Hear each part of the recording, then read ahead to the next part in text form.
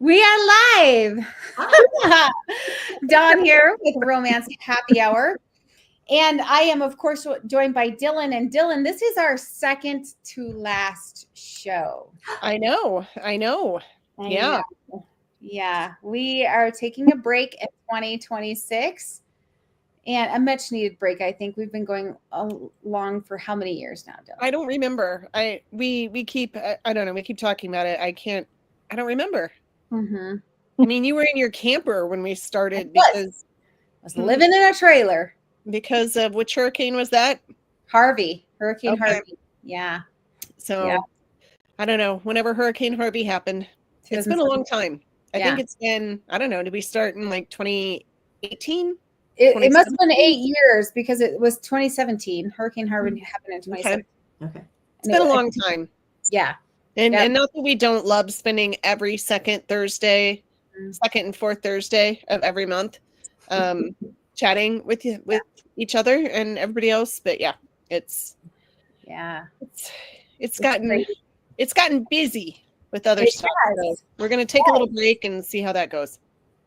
Yep, self-care. That's fine. Well, what are you working on? I actually look how prepared I am tonight, Dawn. I had a book release today. Oh, yay! It's frozen. Okay, there we go. Faking I do. Yes. There you go. Yeah. So that's a re-release, and I got a cold. That's a re-release of The Cowboy Says I Do. I got the rights back from my publisher, and I changed it from third person to first person, and I added a couple scenes and repackaged it and everything. So, okay. Yeah. Now, can I ask you, do you like your cover model? Why? Because is he good? Do you like your cover model on this one? Oh, yes. Yes, I do. I was like, what are you talking about? Yes. I love this cover. Christina Hovland did it for me. She's a friend of mine. She's great. And and she did it. I don't know. She was messing around and I love the way it turned out. So yeah. It looks good. Yeah. Super excited about that. So yeah, I had that come out, and then I was also going to talk about real quick before we go into stuff. See, I'm full of show and tell. My friend Maggie, who did the drink of the week for us this week, has a Kickstarter going on right now, and it's all about books and cocktails. So, if anybody is interested in that, which I mean, if you're watching Romance Happy Hour, you probably are. Is it a romance, or is it like, I'm confused? Is it cocktail recipes, or is it a book with is it a romance with cocktail recipes? Oh my God. Slow down. I will tell you. Okay. So her Kickstarter, she did a Kickstarter before for her book. This is the holiday one. And it's called Trope Tales. And so she has cocktail recipes in here for different tropes and stuff. You can't really see from here. But we used one of her recipes before. And then I pulled one from her holiday book this time. And so her Kickstarter, like, she has the Trope Tales books out, but what she's doing for this Kickstarter is she actually made up cocktail mixes. So her Kickstarter right now is for, she has 3 different flavors of cocktail mixes. There's one for horror. There's one for romance. I can't remember what the other one is. But they're super cute. And when I was in Las Vegas last week for Author Nation, I got to taste test them. Yes, I saw that. The romance one is really good. And you just, I mean, it's like a drink mix. And so you could just add water. And then if you want to make it, a grown-up drink, then you just add your choice of libation. So, but they're super cute. So, nice. So I bought the romance one because I felt like I needed that in my life. Yeah. Romance cocktails and horror. Yes. You have more in your whiskey series that's going on over there. Are you all done with that? No, there will be more. There's 3 books out now. And there are 2 more that I have planned. And then I might do, we'll see. I might do the other family. Because it's, so 2 she can be families that are like dueling. But she's going to be doing some cocktail recipes for your whiskey series.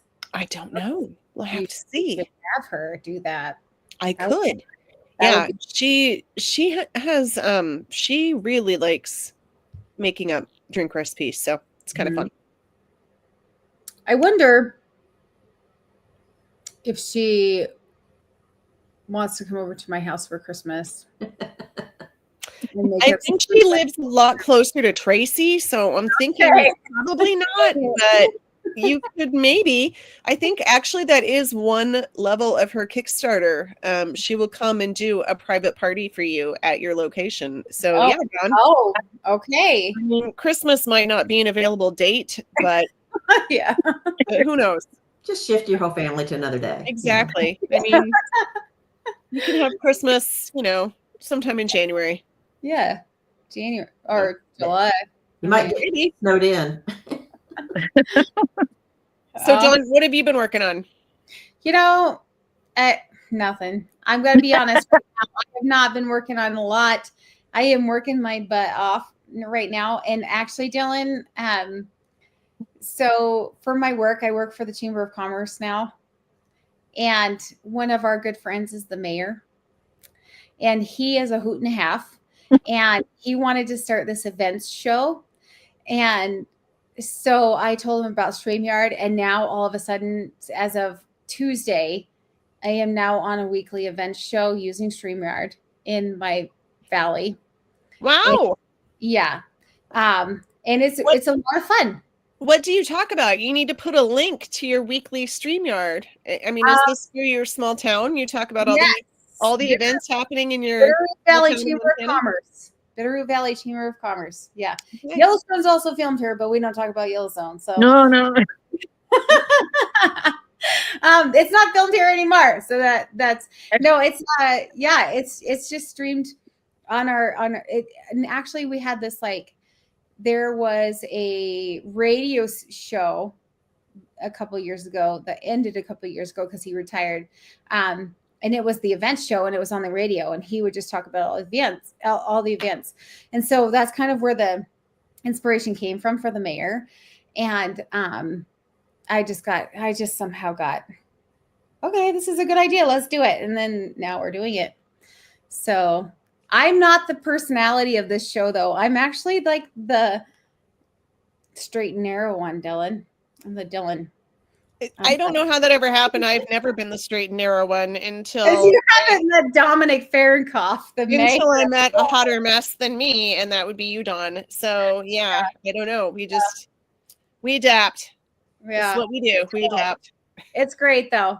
I'm just the face, and Dominic is the personality. So it's great. It's good. That's what I've been up to. I've been trying to plan that and start that up, and it's good because we had one event come on the show and it sold out within a couple hours. So that's great. Wow. And they said, oh, it's just because of your show. We saw it on the show. So yeah.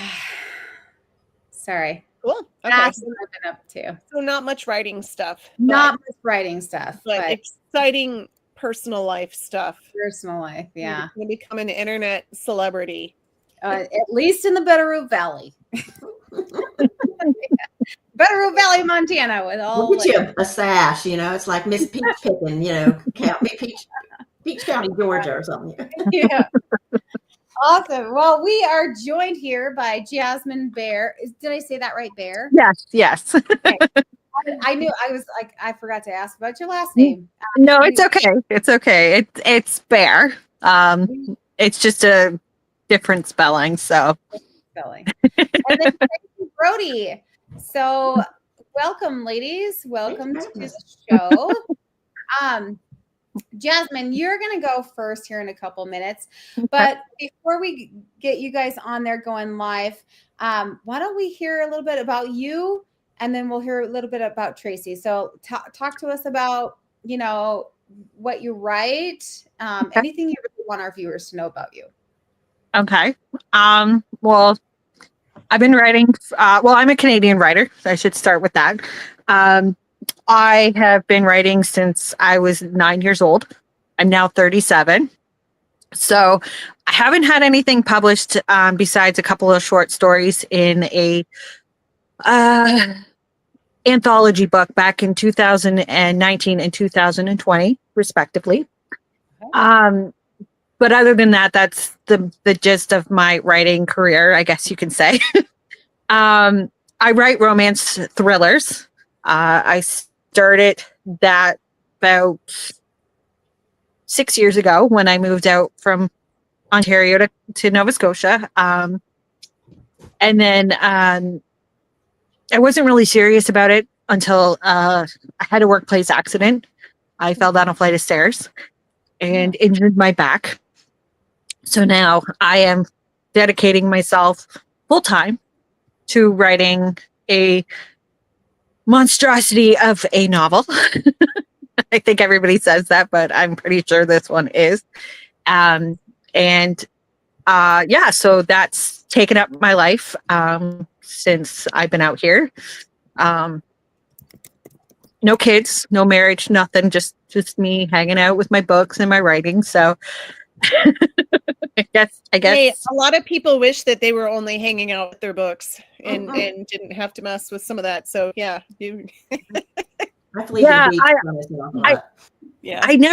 I always knew I wanted to be a writer growing up. That was when everybody asked, what do you want to be? I was like, I'm going to be a writer. And everybody's looking at you going like, what? And so now after the accident and everything that's changed, I'm actually fulfilling that. So it's kind of weird how it shifted, right? Because before I was doing retail and working with people, and now I'm a shut-in. Yeah.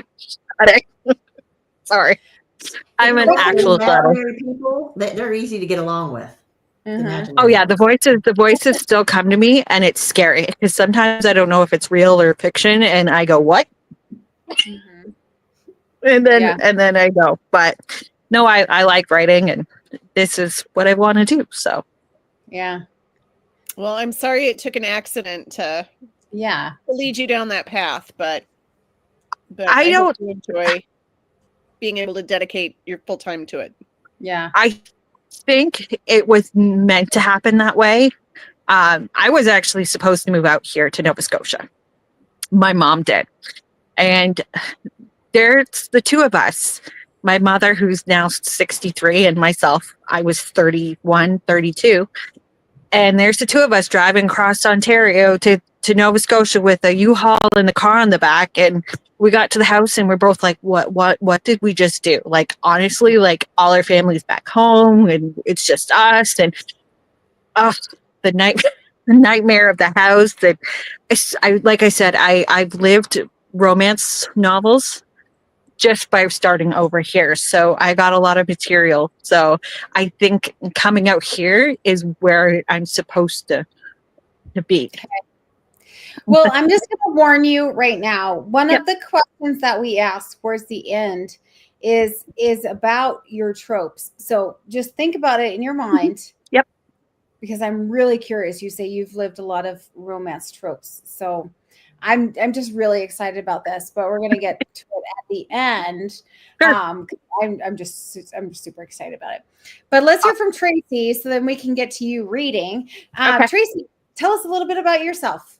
Okay, well, she told you her age, but I'll tell you that I'm over 40, and I had an overactive imagination as a kid. You know, I loved to read. I always was reading all the Nancy Drew, Laura Ingalls Wilder books, Mary Higgins Clark. You know, just moved in and always. Okay, I'm just going to be real honest here. I had kind of a lust problem. You know, I'd get a crush on some Hollywood actor, and so I'd come up with a storyline where you'd add a character who was female, you know, me, to, you know, have this thing. And finally, you know, I just thought everybody, you know, would like sitting in church or in class and their mind would spin up stories. Then I found out that wasn't true. But I came up with a story idea around 2003 that I couldn't get out of my head, and finally decided I was going to write it down. And I envisioned it as a movie. Had no idea. The longest thing I'd written was a 10-page term paper in college. But I kind of wrote it out like in Word, and then got books on formatting, screenplays. Found out I was hitting the beats. It was the right length, and had people read it and give me good feedback. But, you know, like they loved it. The only thing they would do is they change, you know, this time gap, and they wanted to see it as a book. And I had two people from different times in my life who were, had asked it to read it. I sent them the script the same day. They called me like 2 or 3 months later, the same week, different times. These people have never met each other, and said the exact same things. I'm like, okay, God, you don't have to hit me with a 2x4. I'm supposed to write a book. But then I had to learn how to write. And that took a while. I did find out from a friend about Romance Writers of America and joined. That's how I know Christina Hovland. And we were Golden Heart sisters in 2017. But I was a Golden Heart a couple times. So, yeah. So that's how. You okay? The more we go, I get. But I started writing, and my first book that I had written as the script, I rewrote, and that's the book that's not published, probably never will be. It would need a total rewrite because I was still learning, about being in just, one person's point of view at a time, not being passive, and, escalating tension, all that stuff that I didn't do in that book. But I started that story, the original story. The guy was an Army Ranger. I made him an Army Ranger, and the woman was a nurse with the High Commission of Refugees, and her dad had been a general. And I started doing research, and that's when I started supporting the military and sending care packages and letters and adopting all these troops. And that has become my thing. So when we get to tropes, military romance, I've supported and have tons of people that I'm still in touch with, 20 years down the road here. And, they're my go-to guys. When I need to know something, I can go to them. But I did write a series. The first book was inspired by a TV show that was on 20 years ago called The Unit. And it was about an Army special ops team. And in the end of the first episode, you find out that the sniper on the team, his wife, was sleeping with his commanding officer. Yeah, that face, Dylan. I was like, you don't do that to a man in the military, because I was already supporting troops. And so my idea was to get him to kick his skanky cheating wife to the curb and get a good woman who would support his career. So actually, the guy who played him on TV was a guy named Max Martini, who's been in a number of other things. And I've had some correspondence over the years with Max Martini. But his character was Mac, and that was the hero in the first full length. But I ended up starting a series that one of the gals I knew through a fan board for the show asked if I was going to write a series about the special ops team, kind of like Suzanne Brockman did with her Navy SEAL team. And at first I was like, no, I got all these other ideas. But no, I decided to do that. So I've got 5 books out in my Bad Karma Special Ops series, and it's what I call Tastefully Steamy. And their love lives are as dangerous as their missions. It's kind of my tagline for that. But then I started, with some things that were going on, it was not a safe time necessarily to write some of the other characters' stories. So I had an idea based on the TV show The Bachelor, where they had a guy that was billed, his name was Colton Underwood. He was billed as the Virgin Bachelor. Found out why later, after he, proposed or was pursuing a woman, and then that didn't work out, and now he's married to a guy. So that was why he was the virgin. My hero, though, was military, just getting out, and he's a virgin to the show. He'd never seen it, and his sisters nominate him, and he goes on, and then he becomes the lead. And the problem is his tears are his kryptonite. And if you've ever watched the show, I got women crying, men are crying, it's just, so it was a lot of fun. And it takes a kind of a poke at the fact it's reality TV, which is really scripted. So the heroine in that book is a producer on the show. She's the date planner, and so she becomes the heroine. But then I was like, what am I going to do with this romantic comedy series about faking it with The Bachelor?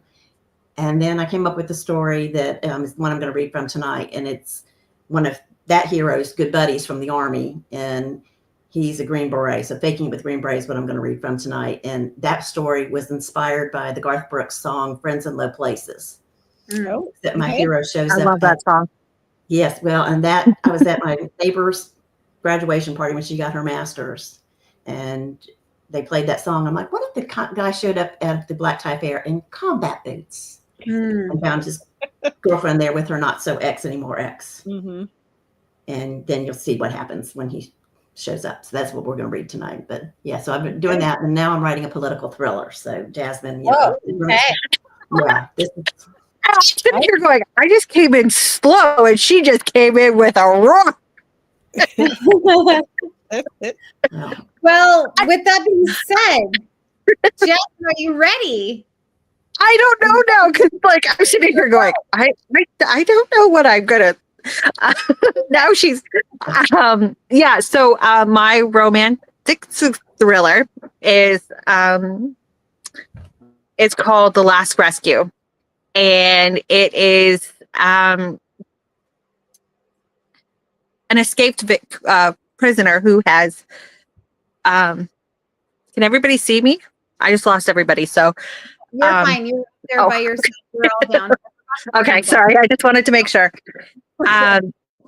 So it's an escaped prisoner who was in prison for 7 years, and he is now he's now acting revenge. So this is the beginning of the story. Rain lashed the umbrella like a tide of tears. Heavy clouds. Sorry, let me start this over. I'm really nervous, so please bear with me.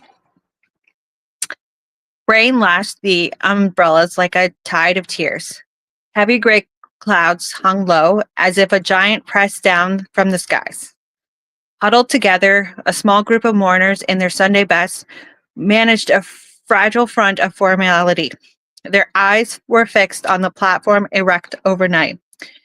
A stark shape against the backdrop of Patterson National Park. Once a hub for lively activity, it was now the center of a massive tragedy that would linger long past all who lived there. A hush fell over the crowd as a tall man in a brown uniform approached the podium. He placed his Stetson on the ledge and scanned the crowd and cameras with a stonic, grim expression. His jaw tightened, knowing the reality of this day would bring darkness. Good morning, ladies and gentlemen, and members of the press, he began, his voice steady over the roar of the rain. I'm Sheriff Daryl Hamilton, and for the past 5 years, Patterson has been under the shadow of a monster. Today, I can tell you he has been formally arrested, and all remaining open cases will be thoroughly reviewed. He paused, letting the words settle. I know this has affected each and every one of you. As a parent myself, I understand your pain, and I promise to stand with you through the recovery. Today, I present the plaque of all known victims of the Woodlands slasher. Please feel free to come forward and pay your respects. Sheriff Daryl nodded to his undersheriff, who reached for the black sheet covering the plaque. With a slow, deliberate motion, it was pulled back. Gasps rippled through the crowd as cameras swiveled between shocked faces and the large plaque engraved with 15 names. As the line of mourners trickled away, one lonely figure lingered to read the names. Their eyes flickered over each, searching for someone in particular, and rage surged as they found nothing. I'll show them, the figure thought.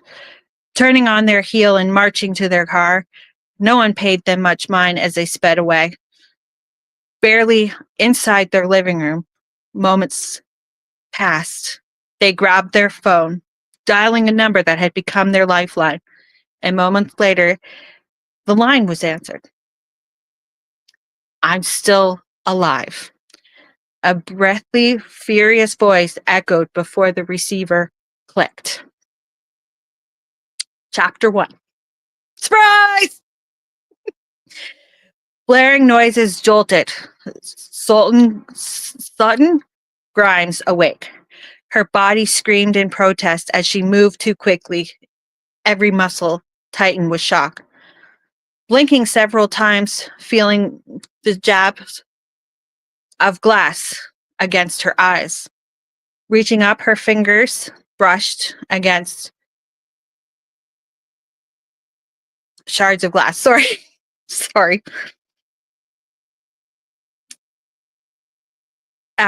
Quickly brushing the glass out of her eyes, she tried to orient herself. Last thing she remembered, she had been in a car. Was she still in it? What had happened? She tried to wiggle, but a hot stab of pain told her her rib had cracked and the tight seatbelt against her chest. Her breath came out haggard and short.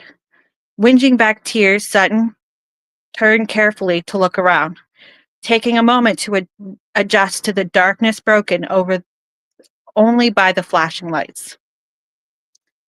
She knew they were still in the car and it wasn't good.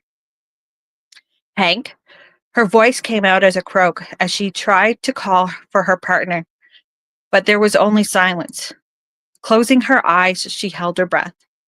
Counting to 10, she reopened them and glanced to her left. Hanging upside down by his seatbelt was her partner, Hank Lloyd, his hands dangling, a brutal confirmation of the truth. Suppressing the sob that ripped through her body, Sutton reached forward, grimacing at having to touch him. Her fingers found his neck, searching for a pulse. Nothing. Her chest tightened, and she sank to her knees, resting her forehead against her hands in a silent prayer to a friend she had just lost. Reaching over as slowly she could, she undid her belt and carefully pulled herself away from Hank. Relief surged through her. She hadn't touched the dead body, but glancing through the windshield told her the truth. Pieces littered the grass around them. Lightning and rain reflected off the shards as she realized the storm was still surging. Was that what caused the accident? She wondered as she pushed herself to crawl. Finally, the fresh air hit her face, and the metallic tang made her stomach twist. Giving herself a quick once-over, she saw blood streak across her white shirt and tiny cuts along her slender arms. She did not pass. Darting towards the nearest bush, she vomited hard. Her muscles contracted and twisted as everyone from the past several hours emptied onto the forest floor. When the dry heaves subsided, her breath remained ragged and inhaled a small victory. Walker! If you're in there, come out slowly with your hands up, she called, her voice shaking. No response, and her stomach sank further. Standing, she spun in her surroundings. Several large pine trees loomed like old friends. Everywhere she looked, she was back in the woods. How had they ended up here? Hank had been driving them from the park entrance 3 hours ago, and now it seemed like they were back where they started. Sutton Wild's blood-streaked eyes scanned as the shadows. She looked like a ghost or a nightmare, and then she spotted him. A young rookie cop fumbling with his radio, oblivious to the chaos around him. For a moment, Sutton couldn't tell if he was real. His uniform, the badge, the gun. It all seemed surreal. Police, put down your weapons, Stu barked, trying to sound commanding. His hands shook like a leaf, betraying his adrenaline. Sutton lowered her hands, still wary. Dispatch, I need all available units. I have a white female, disoriented, bloody, car severely smashed up, and I have no idea what's happening, Stu radioed, his voice tight. I'm FBI, Sutton said softly, so Stu had to lean in, but he kept his distance. What? He asked, blinking in shock. I'm FBI, she repeated, firmer this time. Fudge, Stu muttered under his breath, eyes widened. Sutton took a tentative step closer, chest pounding, while Stu stumbled at. Every instinct told her to flee, but her foggy, battered mind needed to know if this man could help or if he was just another complication. End of chapter 1. Awesome. I'm sorry. I'm really nervous when it comes to reading stuff, so apologize for my. You did a good job. You were so worried and so nervous, and you did just fine. You did great. Okay. So We've had people come in here and read so fast you couldn't even understand what they were Okay. saying. You did great. Yes. No, you did a great job. I have dyslexia, so it's very, it's very tough. So Oh, thank you for listening. yeah, Absolutely. you did amazing. Yeah. No, I thought you did great. Well, Dylan, do you got any questions? I didn't see any pop up, but No, I didn't see any pop up. But yeah, I want to know what inspired you to write like a romantic thriller, because I mean, I don't know, most authors that I meet that are just starting out, like they don't jump right into like romantic thrillers. I don't know, they dip their toe in like contemporary or, you know, maybe a little romantic suspense, but Well, I didn't start out in thriller. I did Okay. mystery when I was growing up, and when I was in my teens, I tried to do romance, but I kept coming back to thriller. I kept coming back, and I am a huge fan of Sandra Brown. She's my, Mhm. you know, if I ever meet her, I'm fangirling, and you know, so I read a lot of her books, and I was always coming back to her books, and I reread them. So I guess. I guess I always wanted to write something outside the box. And I know there's a lot of authors out there who do write romance, and there's, you know, there's people coming in and they're writing romance and they're writing that. And I just felt that I have a voice for a thriller, a voice for suspense. And it's something I just love to write and love to read. I could sit down and read an entire thriller book in a day compared to reading romance, because I'm nothing against romance and everything. It's great, hearts and kisses and blah, blah, blah. I just feel that I'm not a traditional romance writer. I want to be on the edge of my seat. I want my readers to be on the edge of the seat. And I hope that when this book does come out, that readers will feel those emotions that I have put into my book. So, yeah. All right, cool. Yeah, Michael Haig, he's a screenwriter and he teaches a lot of classes, and he always says the purpose of, you know, writing is to elicit emotion. So you got it there. oh well, I hope so. I hope that you guys at least enjoyed the story. I know I fumbled on a few things, but I hope that it conveyed what I was trying to. Yeah, no, I thought it was really good. Thank you. And you don't know what, you know, exactly is going on. So that keeps you, you know. I know. Yeah. I know. We get just enough on here that it makes people, you know, they need to figure out like what in the world's happened. Yeah. Or what's going on. So yeah, and I think Dawn and I are looking a little confused because it looks like our stream did something funky. I don't know if that's Yes, if we look weird, it's because it looks like Facebook. StreamYard just told us that, oh, we're having trouble streaming on Facebook. But then, so I was like looking over at Facebook, and it looks like it's fine. Well, it looks to me like it ended. Oh, it did? On Facebook? Yeah. Okay. I don't know. If you're watching us on Facebook, let us know if you can see it. Yeah, let us know. Holy cow. I mean, it looks to me like it watching us. I don't know. We've never had that happen before, but from the stream and then re-add it. Let me see if I can do that. Sorry, this is the first time this has ever happened on StreamYard. Just so you guys know. I'm gonna remove it and add it again, and then let's do that and see what happens. Save changes. Can you add it again? It said you can. Okay. So I don't know. We'll see. I have to put it back. The four of us entertaining each other.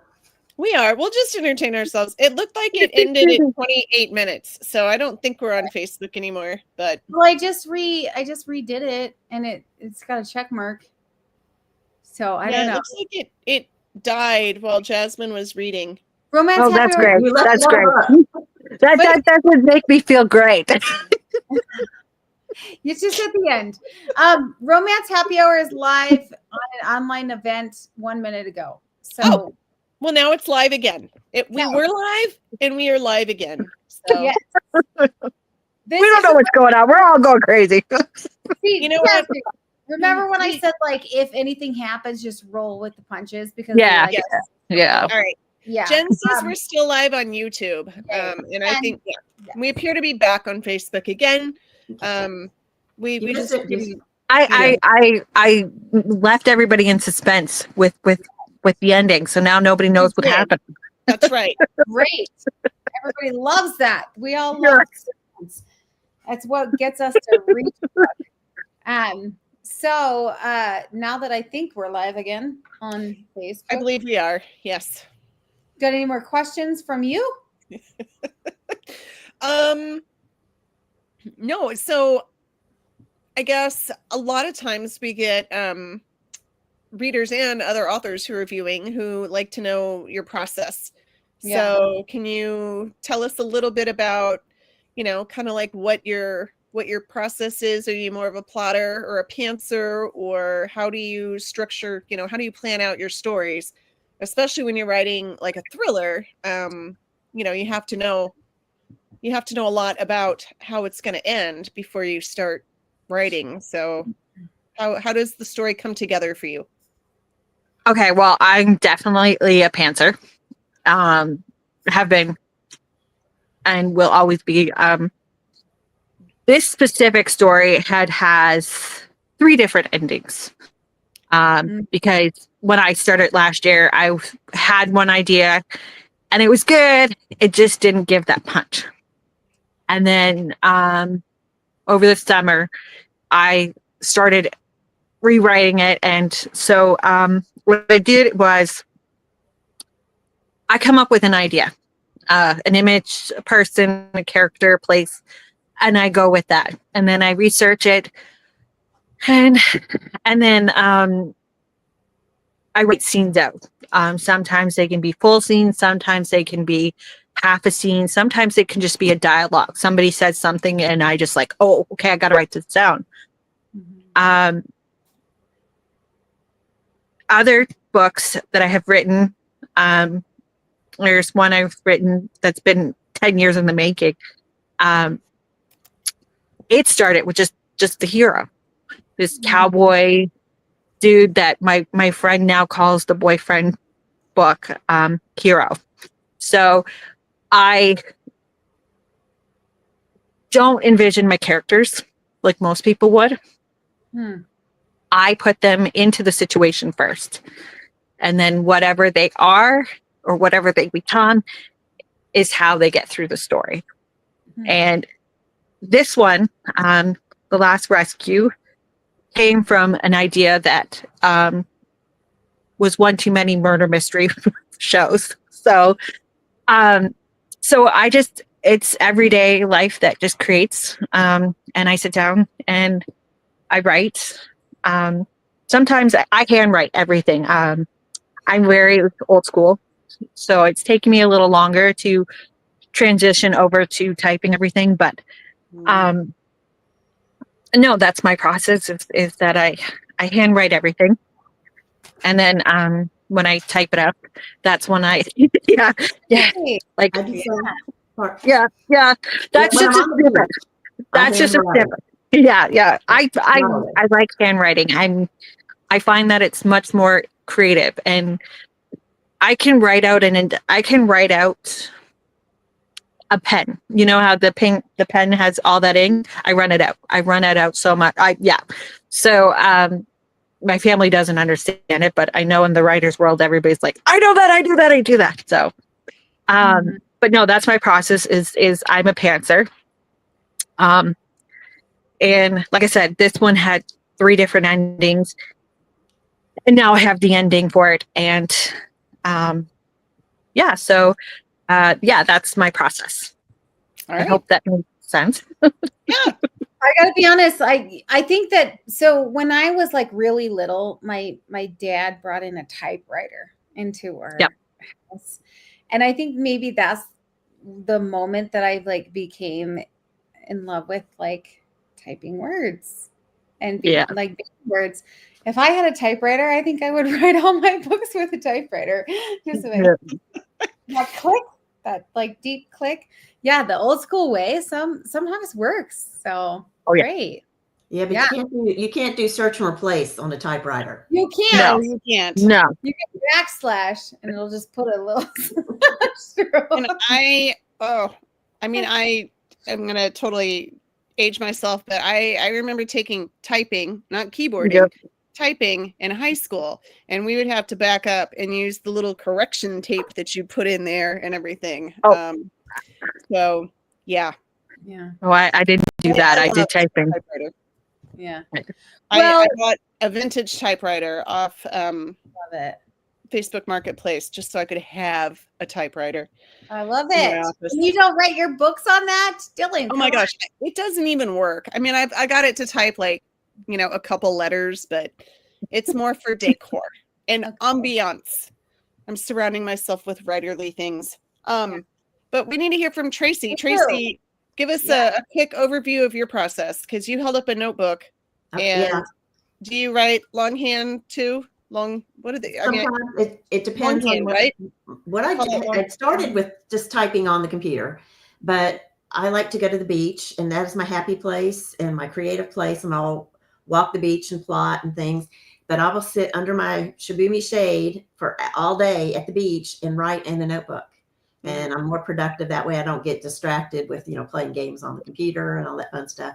And then when I get hot, I'll go out and go boogie boarding or go out in the waves and then come back in and write. And so I do that. I do write like that way, but I walk in my neighborhood. It doesn't work as well on the beach to dictate because it's usually too windy and too loud, but I will dictate when I walk. And it's taken my brain a while to get that process down. Mm-hmm.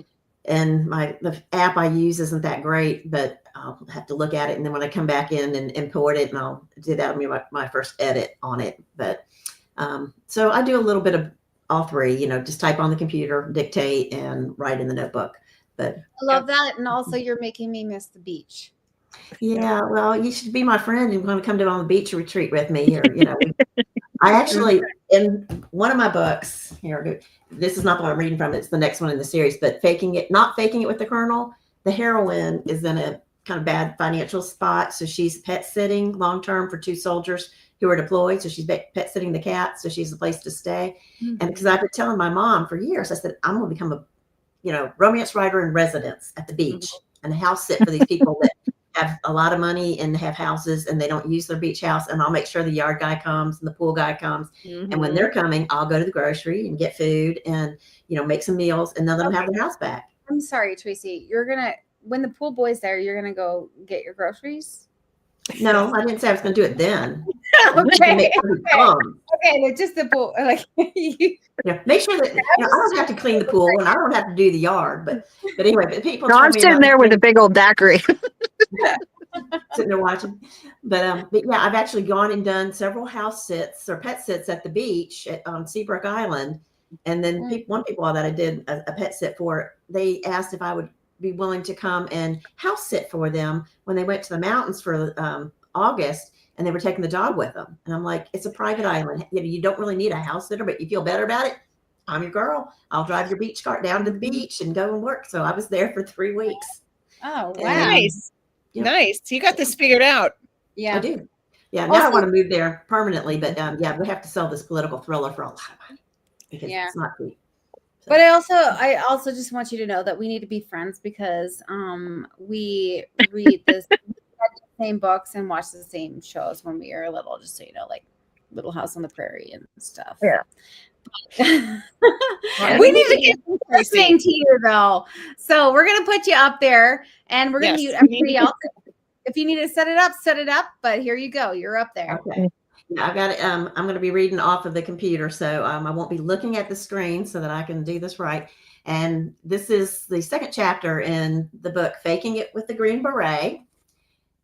I can't see with this, but this is the cover. And this is a 6'5" Green Beret. He's just gotten back from deployment overseas, and they had a delay with the plane. And so his girlfriend does not know he's coming back, and he's going to show up at her black tie charity event that she has been in charge of putting together. And he's so excited to see her and thinks this is going to be one of these viral videos, as you'll hear. So here we go. And this is each chapter in this book is a song title. And this is the song that inspired, as I told you about earlier. It's Friends in Low Places is the title of the chapter. Okay. An hour after the event started, John parked his truck in the country club lot. His Ford F-250 stuck out amid all the luxury sedans and SUVs. As he mounted the smooth marble steps between impressive white columns, he was a jumble of excitement and nerves in a different way than going out on a dangerous mission. Instrumental music played. The soft chatter of voices was unlike anything he'd heard in the last 6 months. "May I help you?" asked a woman in a chic black dress at the hostess stand. Her gaze roved over his uniform down to his worn combat boots, wordlessly pointing out this was a classy affair. "My girlfriend's here for the gala and auction. Do you have an invitation?" "Not with me," he fudged. "I just landed an hour ago. I've been deployed overseas for months and our flight was delayed. Would you be willing to use my phone to film me surprising her?" "Oh," she sighed, smiling and bringing a hand to her heart. "That's so sweet and romantic." They moved to the entrance of the huge ballroom. For a second, his breath stalled in his lungs. There had to be nearly 300 people seated at round dinner tables. Others mingled and checked out auction items on the room's perimeter tables.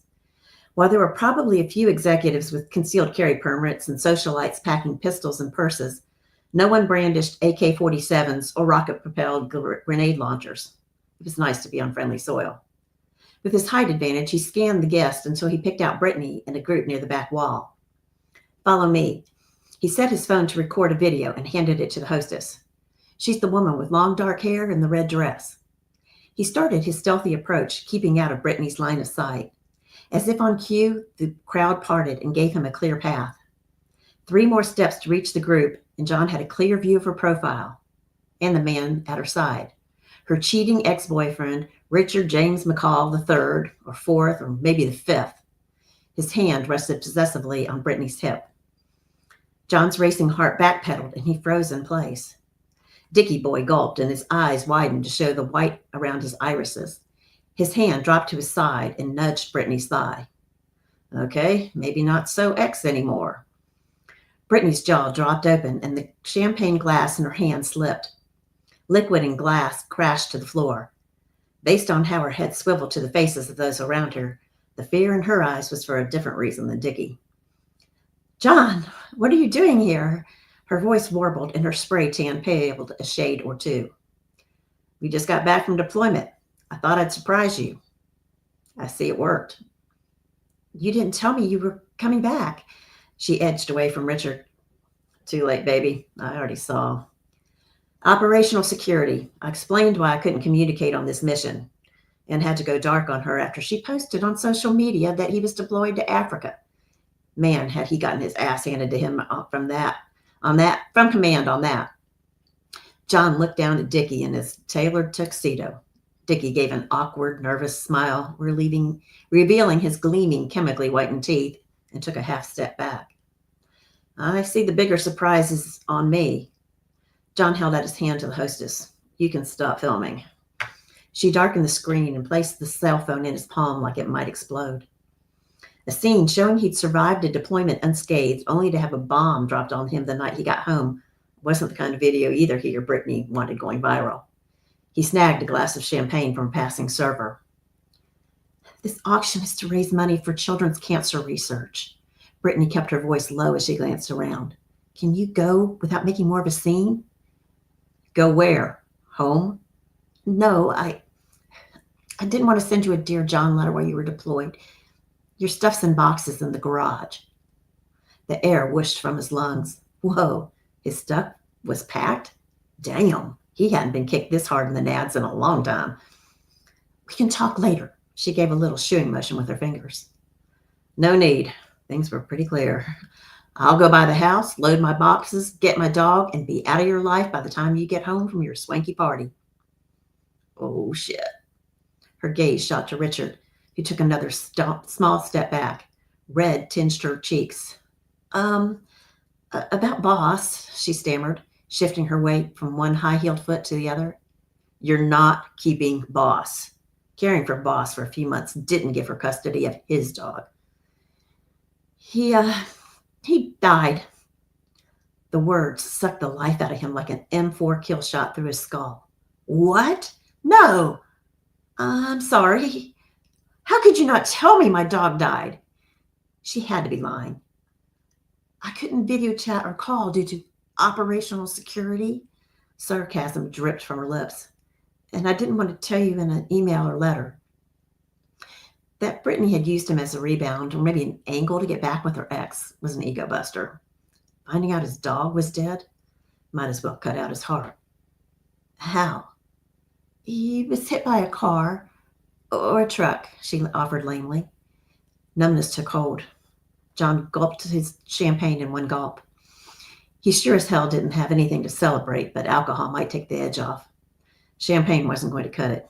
Not one glass anyway. He snatched Richard's glass from his hand and drank it on his way out of the ballroom, ignoring curious stares as people cleared a path for him.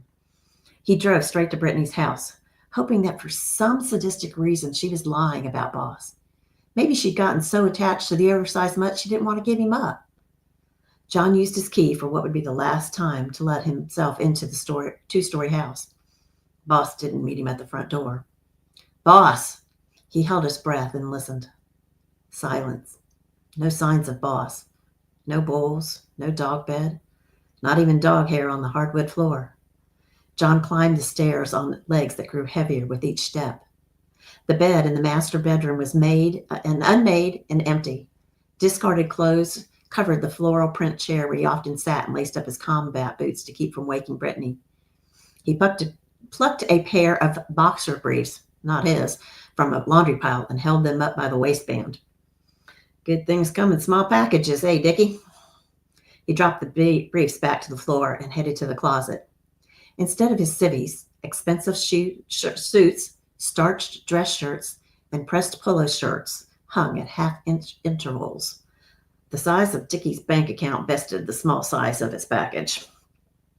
Checking the dresser and bathroom and finding no trace John had lived there confirmed that Brittany was another woman who viewed him as an inconsequential blip in her life. They were from different worlds. He'd known it. His friends knew it. Brittany especially knew it. It had been fun while it lasted, a whole 3 months prior to his deployment. Her friends made it clear from the start that they considered him Brittany's rebound guy, and he'd been an idiot to think he could make a relationship last by moving in together. He was an officer, but her family wanted her with a professional, an executive, lawyer, or doctor, someone who offered a bigger paycheck to support her in the style she'd become accustomed to. In the garage, he found large cardboard boxes with his name scrawled on them.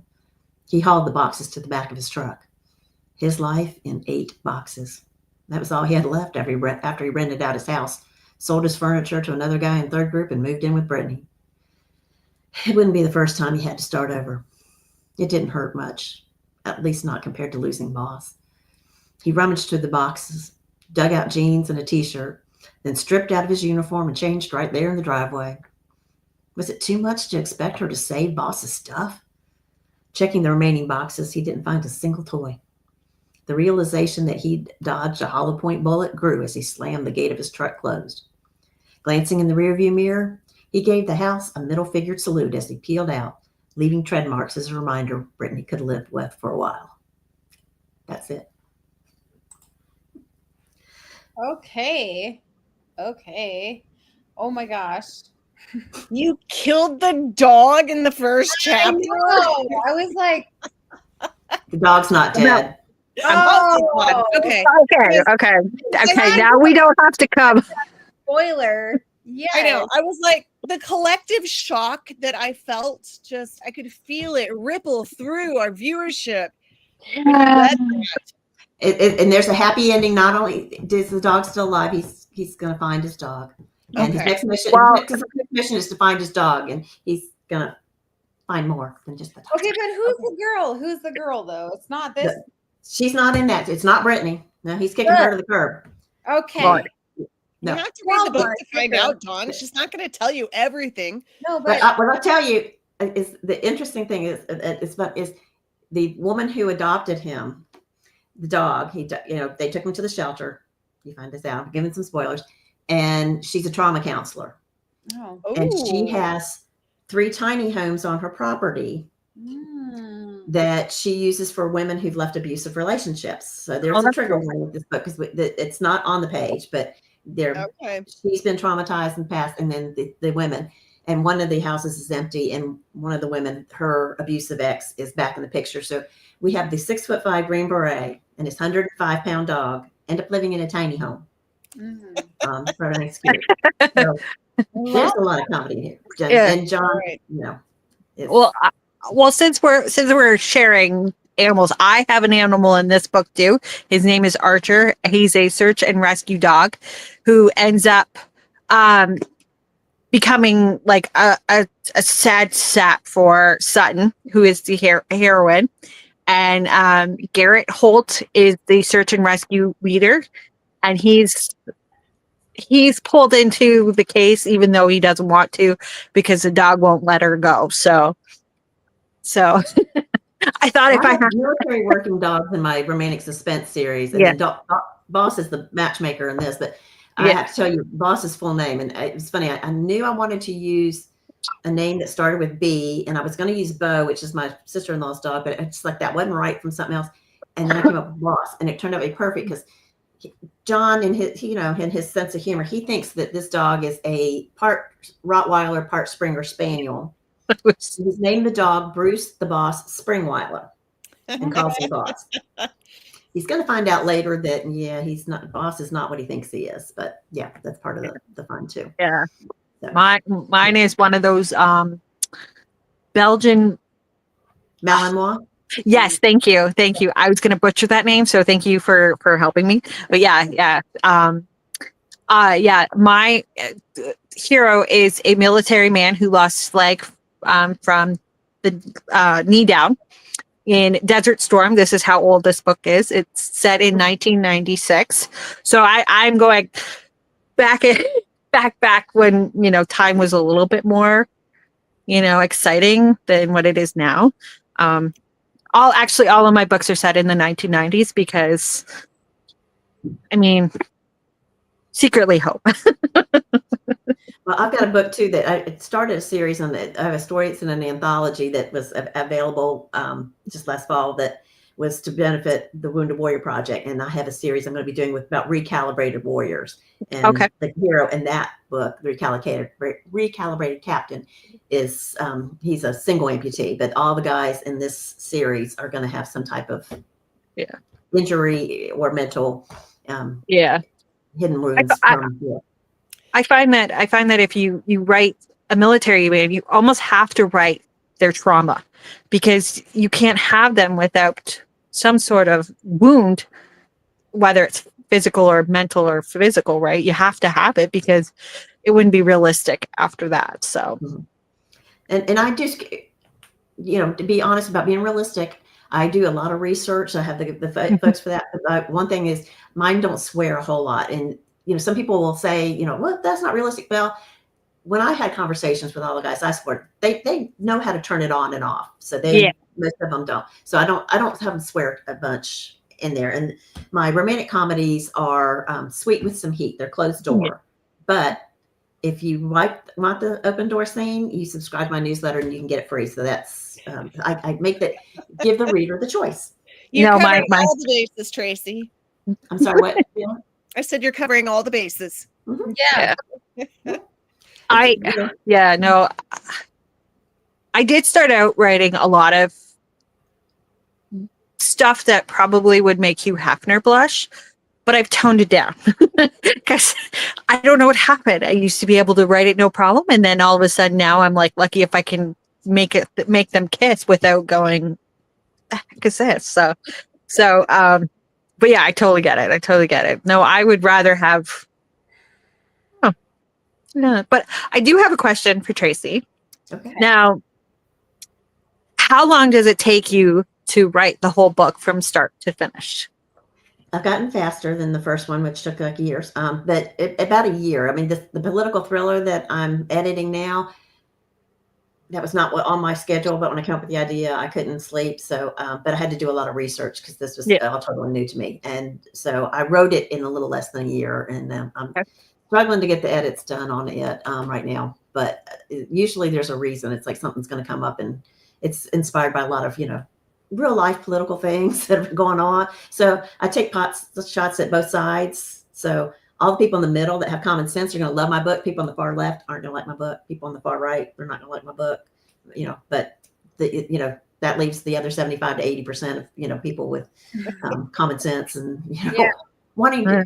My hero is running and wants to make us the United States again. So, but that upsets the status quo, and that's why people are trying to kill her. So, okay. Well, as a Canadian, we're sitting up here watching popcorn or eating popcorn and watching you guys. So,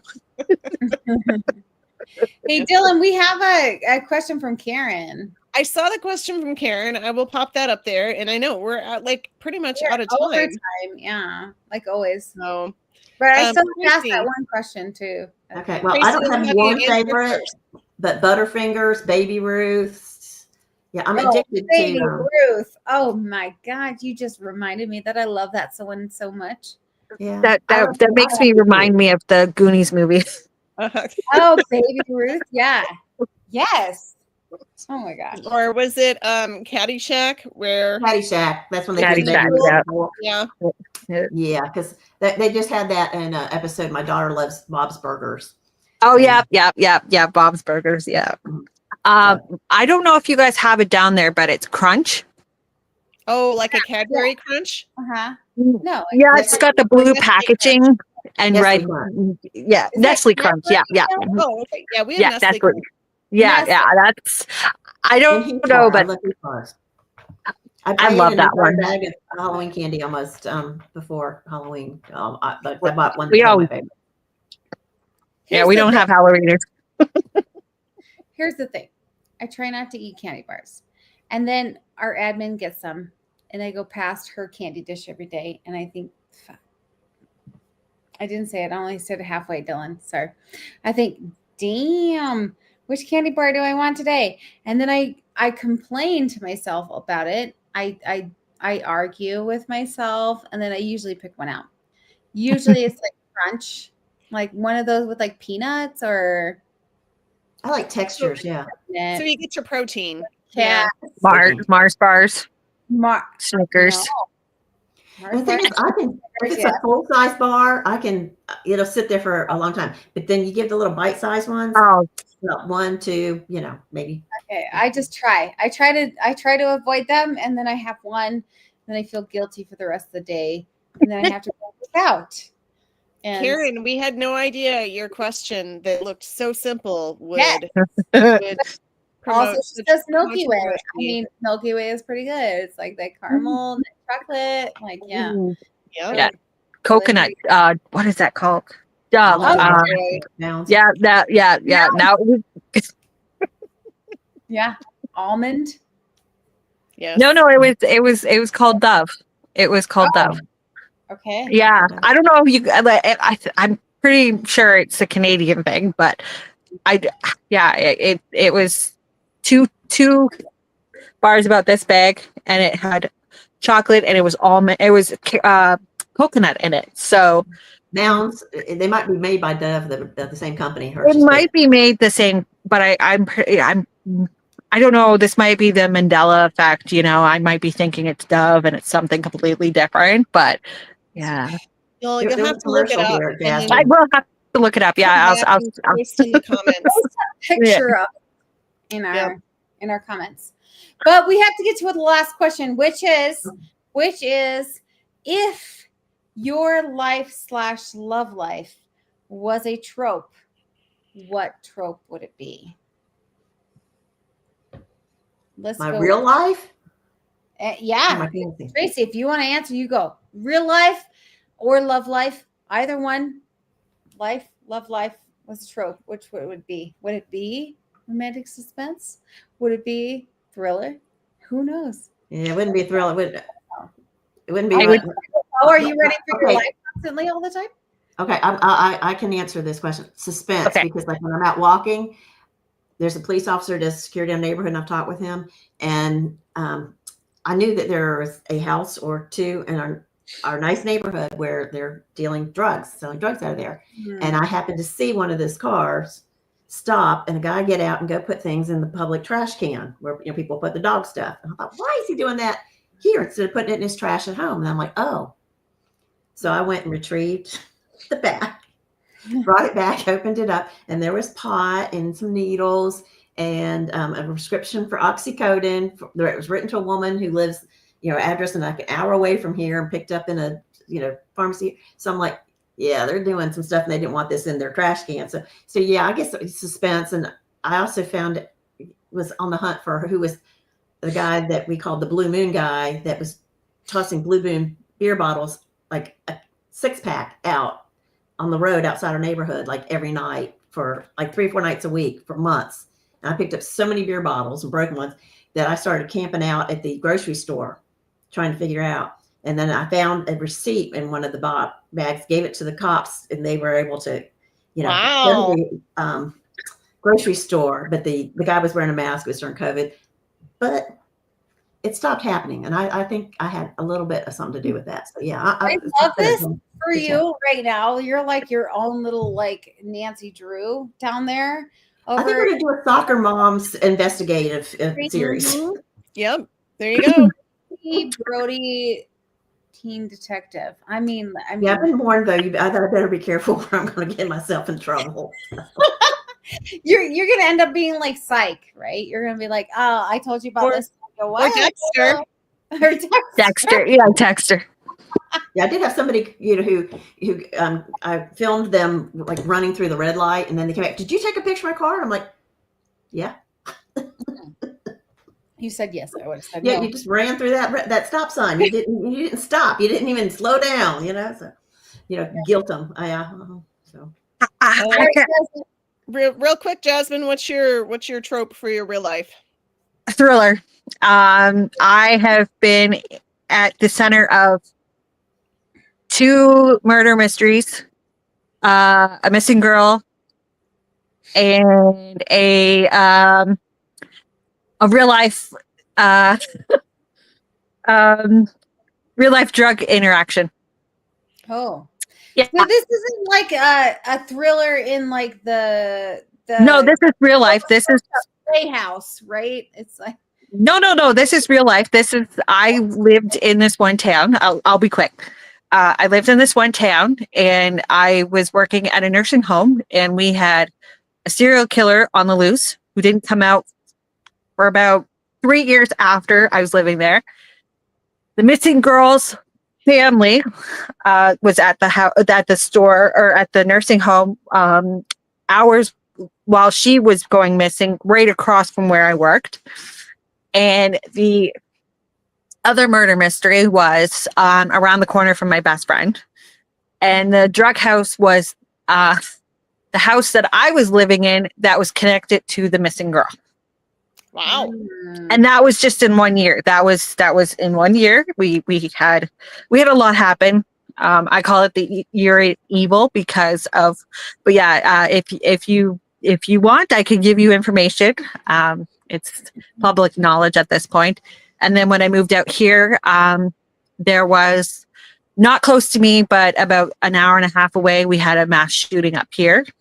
And we're now in the middle of two missing children. So, yeah. So what we're getting from this is there is crime in Canada. There is crime in Canada, yes.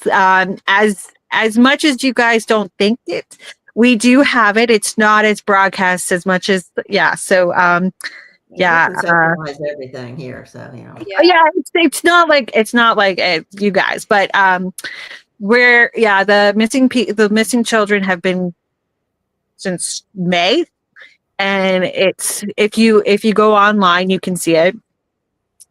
Just type in 2 missing kids in Nova Scotia, and we're pretty sure the mother did something. So, Romance Happy Hour takes a dark turn tonight. Was that and thriller authors.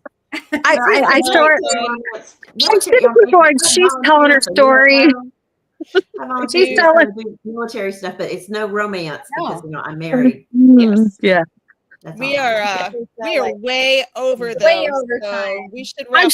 sorry. I didn't mean to drop everybody's, but yeah, in Canada, it's true. We do It's this true. every time. And we do this every time. We go over Yeah. every time. No, All right. but yeah. We will not see you the second Thursday of November. Dylan, tell them why. That will be Thanksgiving. That would be Thanksgiving. Oh yeah. So we do not show up on Thanksgiving or Christmas. So we will see you the second Tuesday. Not Tuesday, Dylan. That's my other show. We will be back the second Thursday of December. So yeah, we will see you all then. Yeah. Jasmine and Tracy, thanks for being with us tonight. We appreciate Thank it. you. Go check out their books. And no dogs die. No dogs. No. All good. We're all very happy about that, just so you know. Yes. Yeah, I have people on the ad. They go, "Please tell me the dog doesn't die." And I thought, it's like no. No, the dog survives. Yeah. And with that, we will see you on the second